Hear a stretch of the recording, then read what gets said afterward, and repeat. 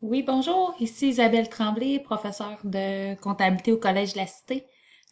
L'objectif de cette capsule, en fait, c'est simplement de vous montrer comment enregistrer un fichier lorsque vous êtes dans VMware, pour être capable ensuite de le soumettre au pigeonnier. Ce qu'il faut savoir, en fait, sur les fichiers lorsque vous êtes dans VMware, c'est qu'il faut absolument pas sauvegarder sur le bureau. Parce que si vous sauvegardez sur le bureau, puis que votre ordinateur ferme ou vous êtes déconnecté de VMware, euh, au bout de quelques minutes, le fichier s'efface. OK? Donc, c'est vraiment important de ne pas sauvegarder sur le bureau. La bonne chose à faire, c'est ce que je vous invite à regarder, en fait, c'est l'objet de la capsule. Donc, de là, ici, j'ai cliqué test. Tiens, on va écrire un petit terme thématique. Donc, elle va venir ici dans le fichier. Je vais faire enregistrer sous. OK? Alors, je clique sur enregistrer sous. Alors là, l'important, c'est d'enregistrer sur OneDrive. Mais je clique pas sur le OneDrive ici. Je vais cliquer sur parcourir. Puis là, je vais arriver ici. Vous voyez, là, j'ai différentes choses. Je vais cliquer sur OneDrive La Cité. OK? En arrivant sur OneDrive La Cité, c'est votre propre OneDrive. OK? Alors, ce que vous avez là, c'est qu'est-ce que vous avez, c'est vos fichiers personnels.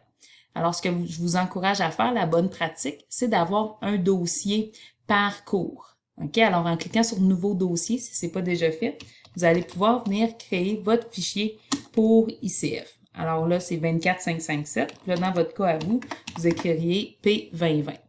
Alors ensuite, vous nommez votre fichier comme c'est demandé à l'examen. Donc, ça va être précisé sur le cahier réponse.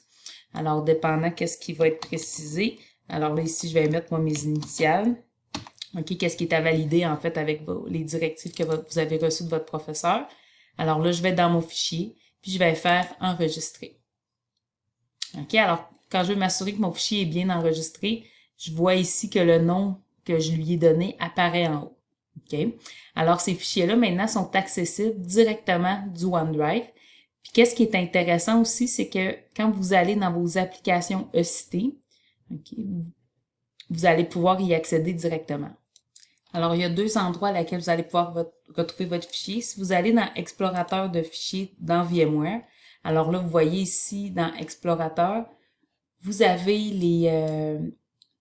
vous avez dans le fond les drives qui vous sont attribués. Si vous cliquez sur OneDrive La Cité, vous allez revoir en fait les dossiers que vous allez avoir créés. Alors là, si je clique sur 24557, mon fichier que je viens de créer est là. L'autre élément, puis qu'est-ce qui est intéressant, c'est à l'intérieur de votre portail, ce que je vous disais tantôt. Alors là, je suis dans le portail. Là, vous, ça se peut que ça soit un petit peu différent de ça. Là. Alors que c'est quand vous cliquez sur les applications, vous avez l'application OneDrive. En vous connectant ici, vous allez accéder à votre OneDrive en ligne. OK? Alors, aussitôt que vous déposez un fichier à cet endroit-là, il est accessible de partout. L'autre élément aussi, juste pour vous montrer un rappel, en fait, pour l'utilisation du pigeonnier. Donc, lorsque vous arrivez dans votre cours, alors là, vous allez aller dans Évaluation pigeonnier. Alors là, je vais prendre un pigeonnier au hasard seulement pour la démonstration. Alors là, je suis dans mon pigeonnier qui est ouvert. Alors là, vous dépendant c'est quoi votre examen, vous allez rentrer dans le bon pigeonnier. Vous faites inclure le fichier ici. Vous allez cliquer sur mon poste de travail. En faisant téléverser, vous allez avoir accès encore une fois à tous vos drives. Alors là, vous cliquez ici pour le OneDrive La Cité. Vous revenez dans votre dossier 24557, puis vous allez pouvoir venir chercher le fichier que vous voulez inclure. Ensuite, vous cliquez sur Soumettre. OK? Alors, c'est pas plus compliqué que ça. Ce que je vous invite à faire, en fait, c'est de pratiquer ça avant le début de l'examen. N'hésitez pas à confirmer à votre professeur lorsque c'est fait puis que vous vous sentez à l'aise.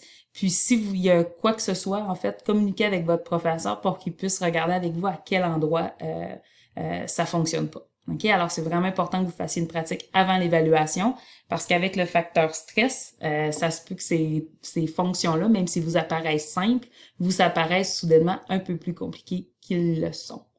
Alors, je vous souhaite du bon succès.